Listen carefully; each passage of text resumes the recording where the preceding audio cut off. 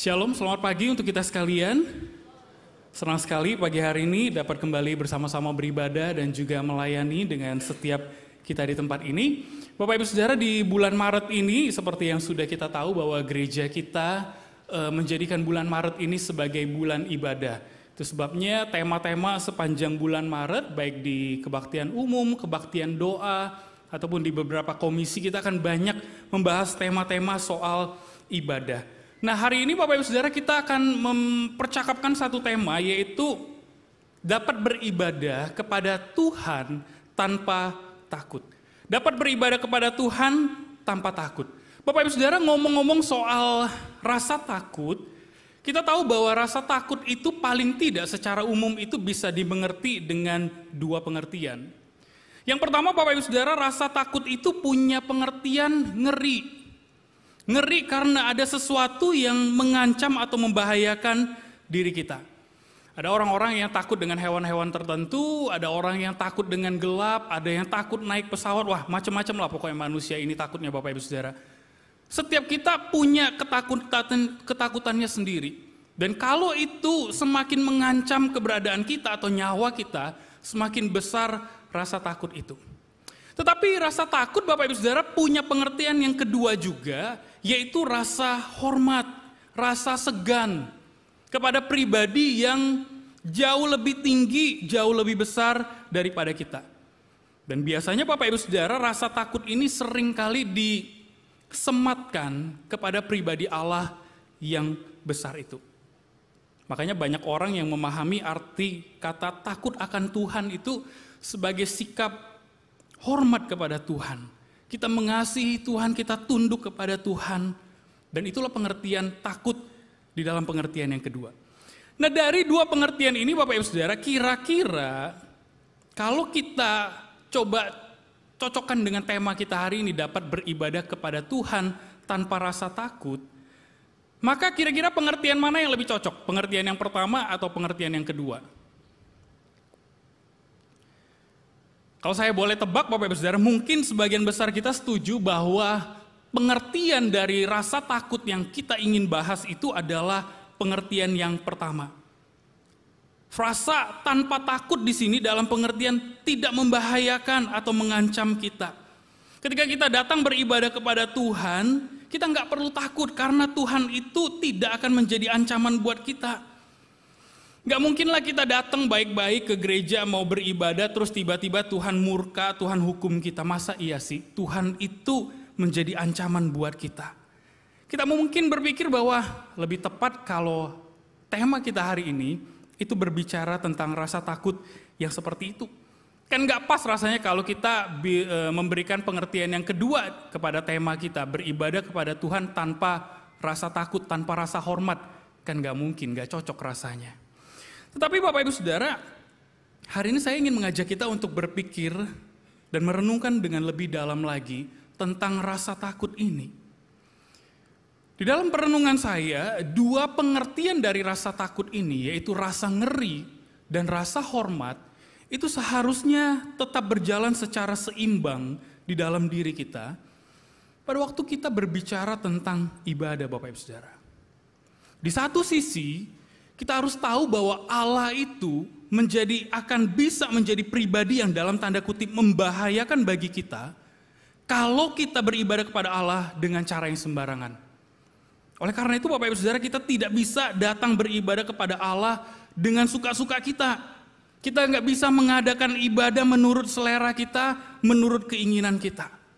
Sehingga kita perlu memiliki rasa takut di dalam pengertian bahwa jangan sampai kita salah di dalam beribadah. Jangan sampai kita melanggar kesuciannya, karena itu akan menjadi hal yang berbahaya bagi kita. Tetapi di sisi lain Bapak Ibu Saudara, kita juga harus tahu bahwa di dalam anugerahnya, Allah itu mengundang kita untuk datang beribadah kepadanya. Karena itu kita bisa mendekati Allah dengan rasa hormat, dengan rasa kagum, dengan ucapan syukur, dengan kerendahan hati kita memuji, memuliakan kebesarannya. Kita takut, tapi kita tidak ketakutan. Nah, kenapa dua pengertian ini penting Bapak Ibu Saudara untuk kita bisa pahami? Karena Dua pemahaman ini akan menolong kita untuk kita punya konsep yang nanti lebih utuh dan punya sikap hati yang lebih benar ketika kita datang beribadah kepada Tuhan. Dan untuk itu Bapak Ibu Saudara, saya mengundang kita untuk boleh sama-sama membuka firman Tuhan yang terambil dari kitab Keluaran pasal 20 ayat 18 sampai 21. Kitab Keluaran 20 ayat 18 sampai 21. Kita akan baca secara berbalasan, saya ayat 18, Bapak Ibu Saudara 19, demikian seterusnya. Demikianlah firman Tuhan, seluruh bangsa itu menyaksikan guruh mengguntur, kilat sabung menyabung, sangkakala berbunyi dan gunung berasap. Maka bangsa itu takut dan gemetar, dan mereka berdiri jauh-jauh.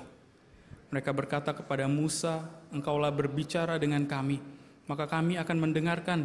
Tetapi janganlah Allah berbicara dengan kami, nanti kami mati. Tetapi Musa berkata kepada bangsa itu, jangan takut, sebab Allah telah datang dengan maksud untuk mencoba kamu, dan dengan maksud supaya takut akan Dia ada padamu, agar kamu jangan berbuat dosa. Adapun bangsa itu berdiri jauh-jauh, tetapi Musa mendekati embun yang kelam di mana Allah ada. Saya ulangi ayat yang ke-20 Bapak Ibu Saudara. Tetapi Musa berkata kepada bangsa itu, janganlah takut, sebab Allah telah datang dengan maksud untuk mencoba kamu, dan dengan maksud supaya takut akan Dia ada padamu, agar kamu jangan berbuat dosa. Semakin jauh kita membaca firman Tuhan pagi hari ini Bapak Ibu Saudara. Nah, saya ceritakan sedikit konteks dari Keluaran pasal 20, khususnya perikop yang baru saja kita baca tadi. Kita tahu ketika bangsa Israel itu keluar dari tanah Mesir, maka Allah itu membawa mereka masuk ke padang gurun dan kemudian berputar-putar. Mereka berjalan berpindah-pindah dari satu padang gurun ke padang gurun yang lainnya. Dan di Keluaran pasal 19 Bapak Ibu Saudara, Alkitab mencatat bahwa bangsa Israel itu tiba di daerah Gunung Sinai. Nah, Gunung Sinai ini adalah satu gunung yang sangat penting bagi orang Israel. Kenapa? Karena di Gunung Sinai ini Bapak Ibu Saudara, Musa itu berjumpa dengan Allah, dan kemudian dia menerima 10 hukum perintah Tuhan itu, 10 perintah Tuhan, dan dia memberikannya kepada orang Israel. Di Gunung Sinai ini juga Allah itu kemudian mengikat perjanjian dengan bangsa Israel. Allah Yahweh mengikat perjanjian dengan orang Israel bahwa Allah akan menjadi Allah mereka dan mereka akan menjadi umat milik kepunyaannya. Tetapi Bapak Ibu Saudara, selain dua momen penting ini, ada satu peristiwa yang menakutkan terjadi di Gunung Sinai. Jadi setelah orang Israel itu tiba di Gunung Sinai, Tuhan itu menyuruh Musa untuk mempersiapkan orang-orang Israel supaya mereka itu nanti akan berjumpa dengan Allah. Dengan kata lain, Tuhan itu mengundang orang Israel untuk bertemu. Dan Tuhan bilang kepada Musa, pergilah kepada bangsa itu, suruhlah mereka menguduskan diri. Mereka harus mencuci pakaiannya. Nanti pada hari yang ketiga aku akan turun di depan mata seluruh orang Israel dan menjumpai mereka. Dan Tuhan berpesan kepada Musa seperti ini. Suruh orang Israel itu bikin batasan dan tidak boleh ada satupun orang yang melanggar garis batas itu. Kalau ada yang melanggar garis batas itu, pastilah dia akan dihukum mati. Artinya Bapak Ibu Saudara, secara posisi bangsa Israel itu nggak bisa berdiri atau berkumpul terlalu dekat dengan Gunung Sinai itu. Tuhan sudah pesan, ini ada batasnya, kalau kamu langgar, kamu akan mati. Dan bukan hanya manusia, bahkan binatang sekalipun, kalau ada yang berani mendekat, apalagi naik ke gunung itu, pasti akan dihukum mati. Bapak Ibu Saudara, kalau kita pada waktu itu berada di dalam kumpulan jemaah Israel, kira-kira apa yang menjadi perasaan kita Bapak Ibu Saudara? Kita mungkin merasa bingung dan takut, ini ada apa nih? Kok Tuhan tiba-tiba suruh bikin batas dan gak boleh melangkahi batas itu? Dan hukumannya mati lagi. Mungkin kita akan merasa takut Bapak Ibu Saudara, ini Allah seperti apa yang hendak kita temui ini? Sampai-sampai hukumannya begitu dahsyat kalau kita melanggar batas itu. Tetapi Bapak Ibu Saudara, rasa takut daripada bangsa Israel itu ternyata tidak hanya berhenti sampai di sana. Pada waktu Allah menampakkan diri kepada mereka, Dikatakan Allah itu menyatakan dirinya dalam wujud guru, dalam wujud kilat, dan ada awan tebal di atas gunung itu. Dan kemudian terdengar suara sangkakala yang sangat keras sekali. Dan semua itu membuat bangsa Israel gemetar. Di dalam kata aslinya Bapak Ibu Saudara, gemetar itu adalah satu rasa takut karena seseorang itu menghadapi teror yang besar di dalam hidupnya. Jadi orang Israel ketika melihat penampakan Allah dalam bentuk kilat, guru, dan bunyi yang keras itu, mereka gemetar. Dan rasa takut yang sama muncul lagi dalam perikop yang kita baca di ayat 18 tadi. Dikatakan seluruh bangsa itu menyaksikan guru mengguntur, kilat sabung menyabung, sangkakala berbunyi, dan gunung berasap. Maka bangsa itu takut dan gemetar, dan mereka berdiri jauh-jauh. Bahkan saking takutnya orang Israel melihat penampakan itu Bapak Ibu Saudara, mereka bilang sama Musa, Musa, kamu aja yang ketemu sama Tuhan, kamu aja yang bicara sama Tuhan. Nanti apa pesan Tuhan baru kamu yang sampaikan kepada kami. Jangan Tuhan yang langsung berbicara kepada kami, nanti kami mati. Bapak Ibu Saudara, kalau kita pikir-pikir, orang Israel ini kan mau berjumpa dengan Allah. Mereka mau datang beribadah kepada Tuhan. Dan di dalam bayangan kita Bapak Ibu Saudara, seringkali perjumpaan dengan Allah itu adalah perjumpaan yang penuh dengan sukacita, perjumpaan yang penuh dengan rasa syukur yang menyenangkan. Tetapi Bapak Ibu Saudara, apa yang terjadi di sini adalah sebaliknya. Perjumpaan itu justru disertai dengan rasa takut dan gemetar. Kok bisa sih? Perjumpaan yang seharusnya indah, menyenangkan, penuh dengan kedamaian itu, tetapi yang terjadi, yang muncul justru rasa takut dan gemetar. Bapak Ibu Saudara, pada waktu kita mau berjumpa dengan Allah, maka ada satu hal yang harus kita ingat, bahwa kita sedang berhadapan dengan Allah yang Maha Kudus.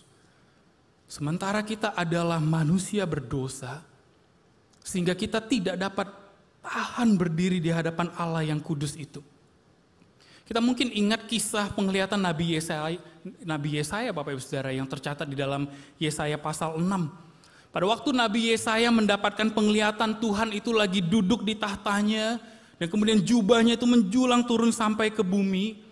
Dan ada para malaikat yang terbang sambil menutupi mukanya dan menutupi kakinya. Mereka berseru, Kudus, Kudus, Kuduslah Tuhan semesta alam, bumi penuh kemuliaannya.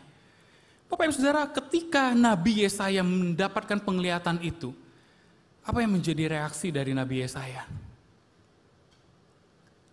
Dia gak berkata, wah senang banget ketemu Tuhan. Enggak Bapak Ibu Saudara.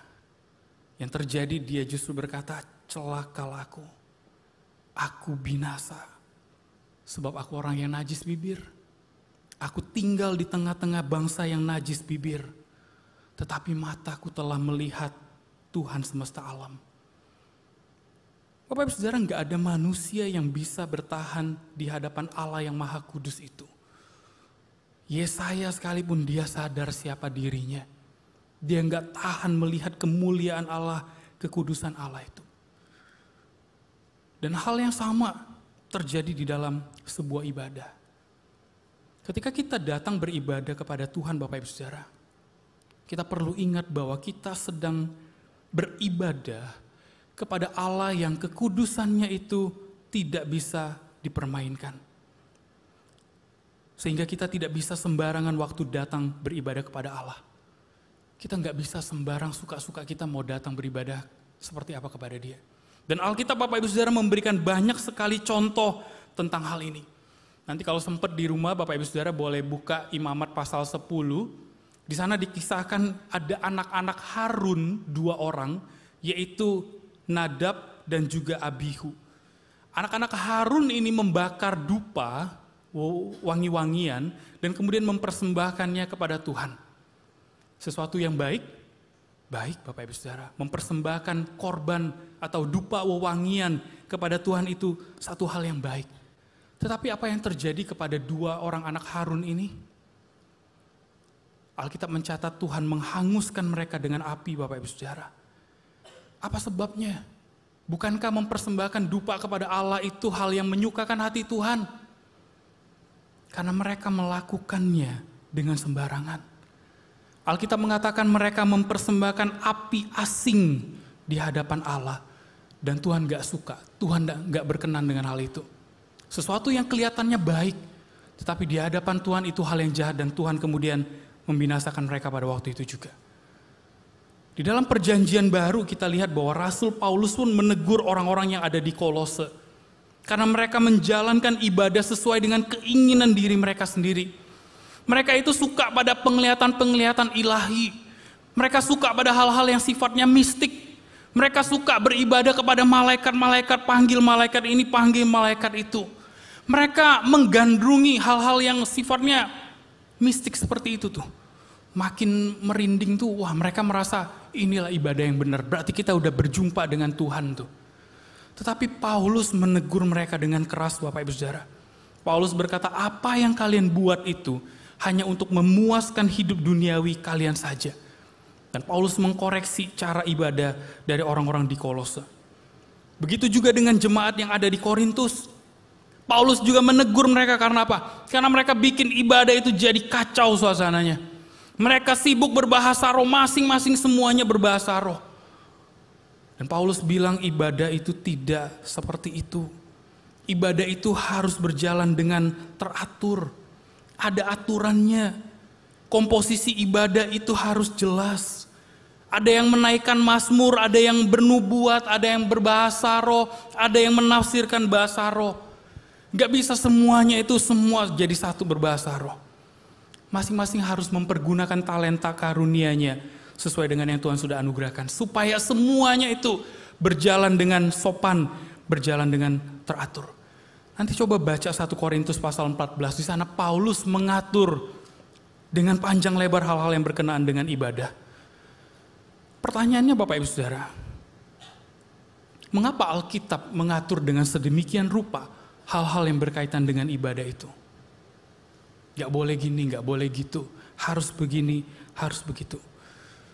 Jawabannya adalah karena kita sedang beribadah bukan kepada patung-patung atau ilah-ilah asing. Tetapi kita sedang datang beribadah menyembah Allah yang kudus.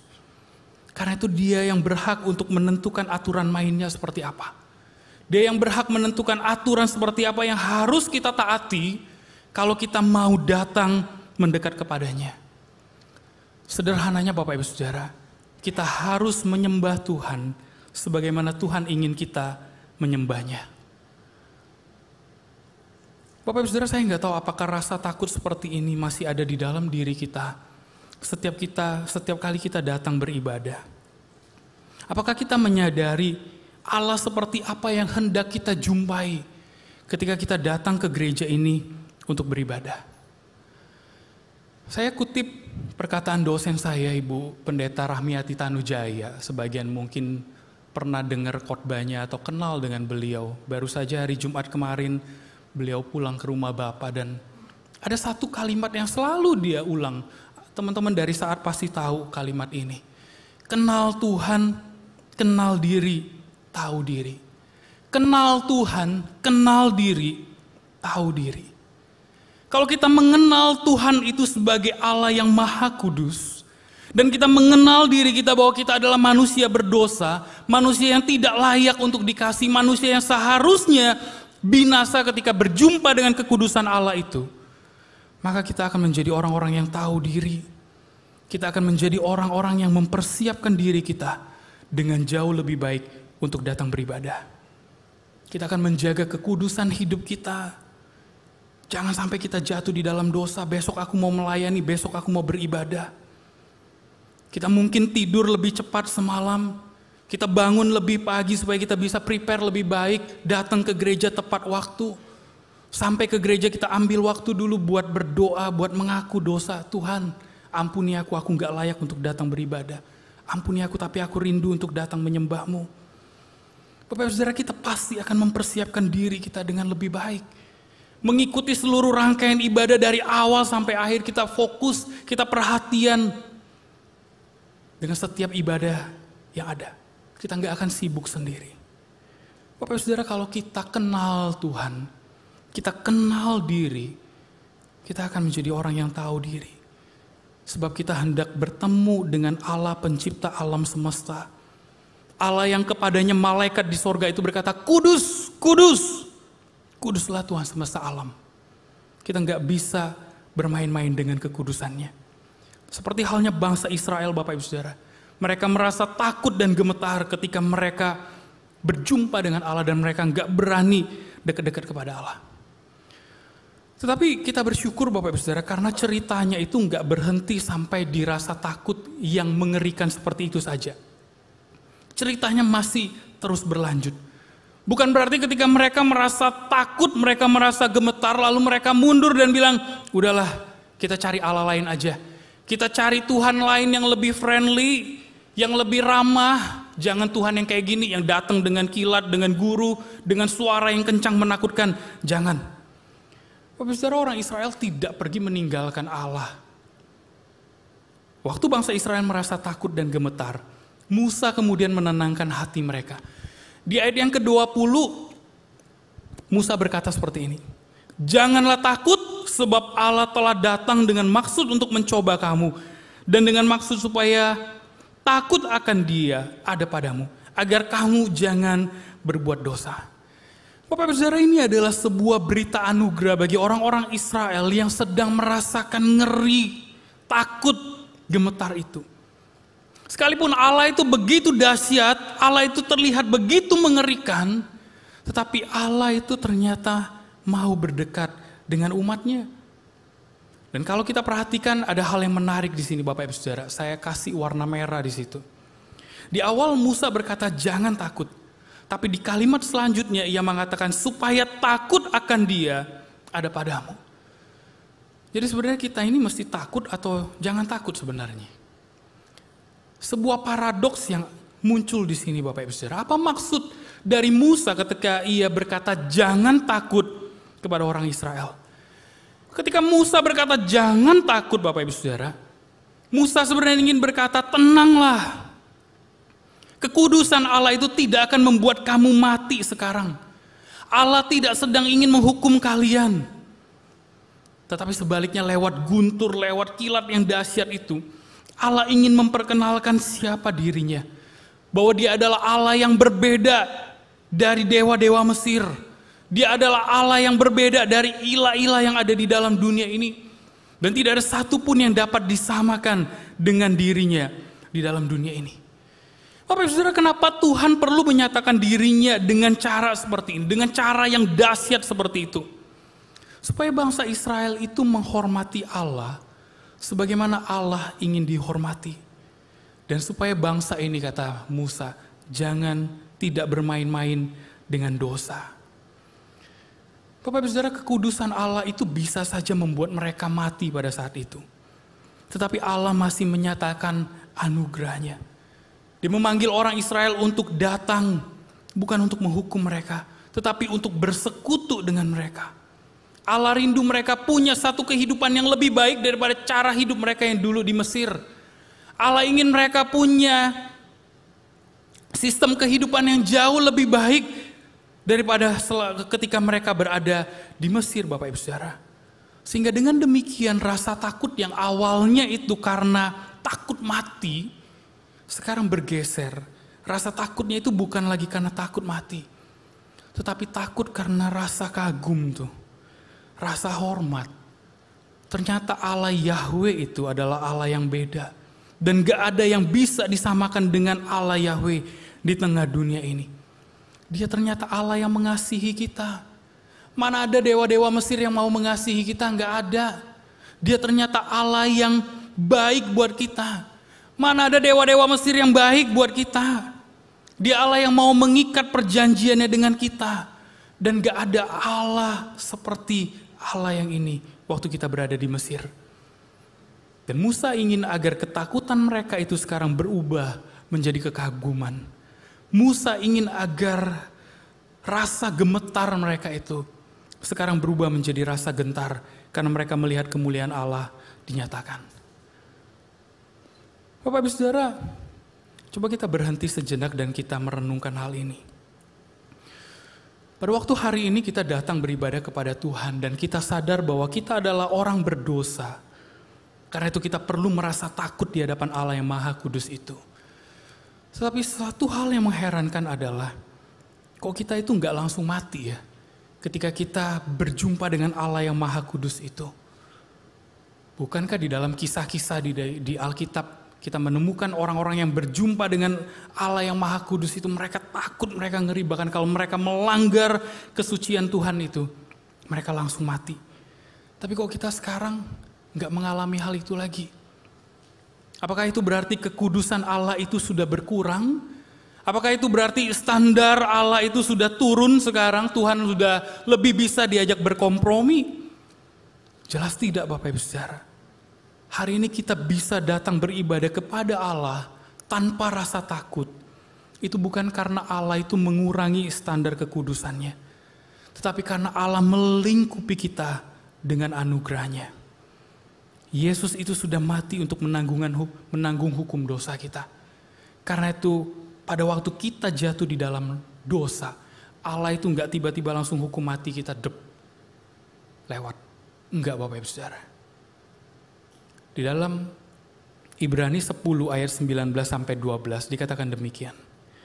Jadi saudara-saudara, oleh darah Yesus, kita sekarang penuh keberanian dapat masuk ke dalam tempat kudus. Karena Ia telah membuka jalan yang baru dan yang hidup bagi kita melalui tabir, yaitu dirinya sendiri. Dan kita mempunyai seorang imam besar sebagai kepala rumah Allah.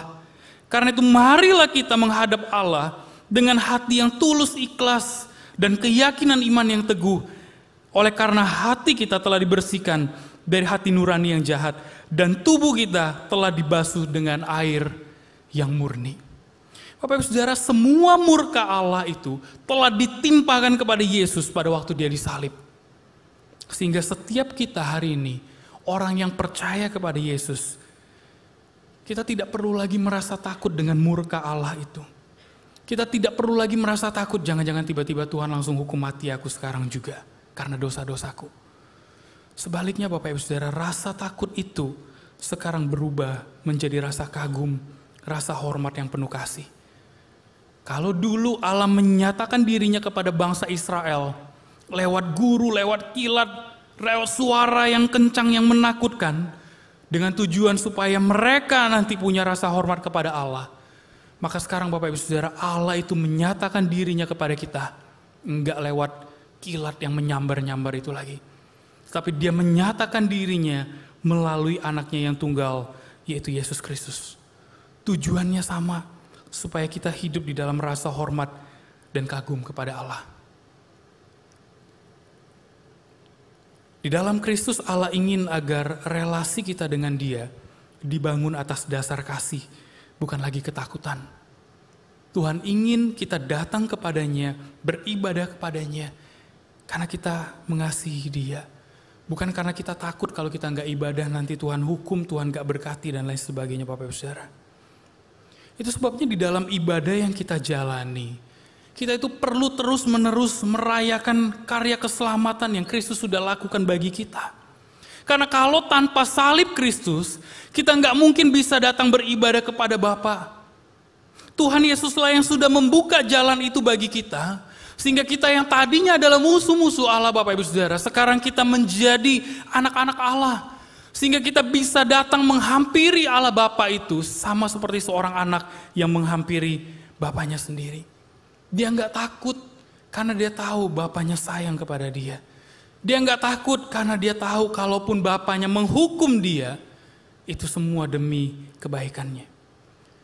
Nah Bapak Ibu Saudara, kalau kita menyadari hal ini, pada waktu kita sadar bahwa anugerah Allah telah melayakkan kita untuk datang beribadah kepadanya, maka bukankah seharusnya kita itu memberikan yang terbaik bagi Allah di dalam ibadah kita?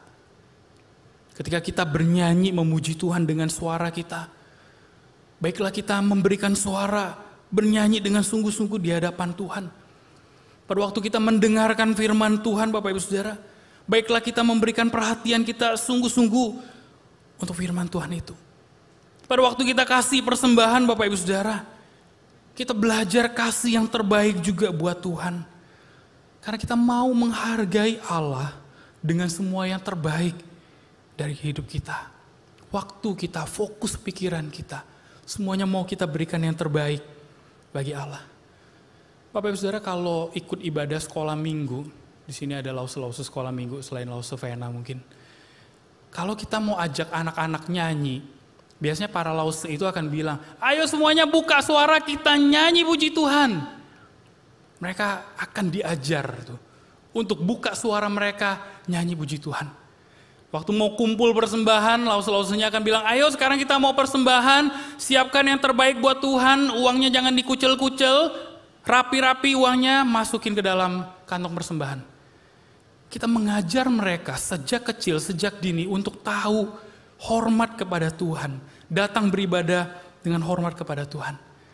Dan sebenarnya Bapak Ibu Saudara, hal-hal basic seperti ini, itu bukan hanya diajarkan di sekolah minggu kita, tetapi itu perlu diingatkan bagi setiap kita hari ini.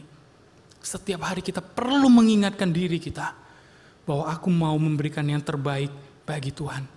Aku mau datang ke gereja, beribadah, memberikan seluruh keberadaan hidupku yang terbaik bagi Tuhan.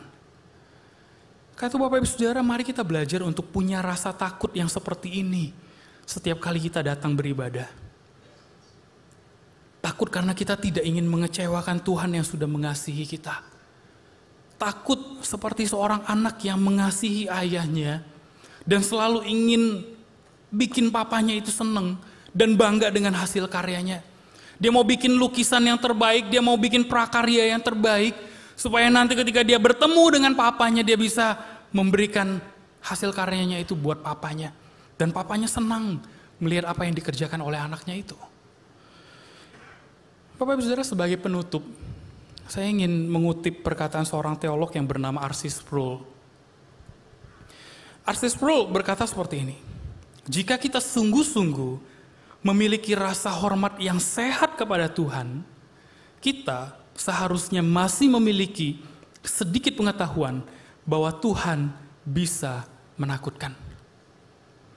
Rasa hormat, rasa kagum kita kepada Tuhan itu harus diimbangi dengan rasa takut kita bahwa Tuhan itu Allah yang bisa menjadi menakutkan bagi kita. Allah itu Allah yang tidak membiarkan kesuciannya, kekudusannya dipermainkan. Dan kita perlu terus mengingatkan diri kita bahwa kekudusan Allah itu menakutkan. Sehingga kita harus jaga hidup kita sebaik mungkin.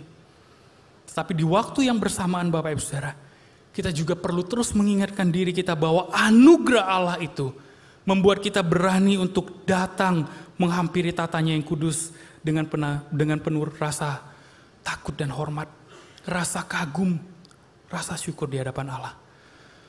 Bapak Ibu Saudara, biarlah kebenaran firman Tuhan ini boleh menolong kita untuk menjalani kehidupan ibadah kita dengan lebih baik lagi.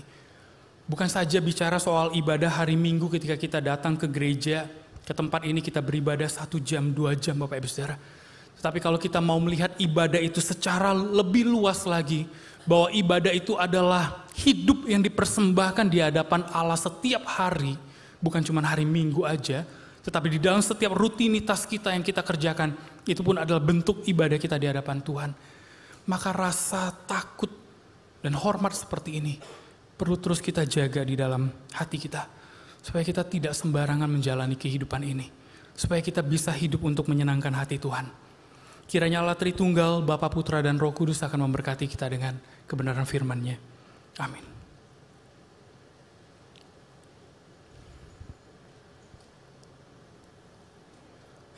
Bapa di dalam surga, kami bersyukur karena Engkau Allah yang mengasihi kami. Engkau Allah yang kudus, tetapi Engkau berkenan untuk mengasihani kami orang-orang yang berdosa, bahkan memanggil kami untuk datang beribadah kepadamu. Karena itu ajarlah setiap kami ya Tuhan, supaya kami boleh memiliki rasa takut. Takut kalau kami melanggar kesucian Tuhan. Takut kalau kami tidak menjaga hidup kudus di hadapan Tuhan. Takut kalau Tuhan nanti akan sedih dan kecewa ketika melihat hidup kami. Tetapi ajar kami juga untuk kami punya rasa takut, rasa kagum, hormat, karena anugerah Allah yang begitu besar bagi kami. Sehingga kami mau terus belajar untuk memberikan yang terbaik di dalam seluruh kehidupan kami ya Tuhan. Terima kasih ya Bapa, berkatilah setiap kami dengan kebenaran firman-Mu. Demi Kristus Yesus Tuhan kami berdoa dan bersyukur. Amin.